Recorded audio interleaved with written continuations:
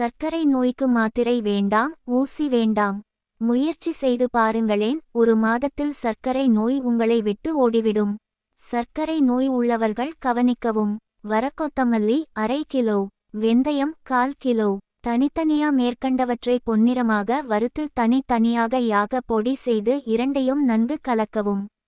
வரக்கொத்தமல்லி என்பது மளிகைக் கடையில் மிளகாய் மல்லி என்று கேட்டு வாங்குவதில் உள்ள கொத்தமல்லியே.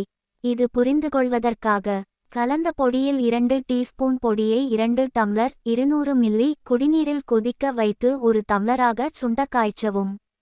பின்பு வடிகட்டி 3 வேளைகளுக்கு சாப்பாட்டிற்கு 3/4 மணி முன்பாக சப்பிட்டு வரவும். இதைச் செய்தவுடன் குறைந்தது 3/4 மணி நேரம் வேறு எதையும் குடிநீர் தவிர உண்ணக்கூடாது. ஒரு மாதத்தில் சர்க்கரை நோய் உங்களை விட்டு ஓடிவிடும்.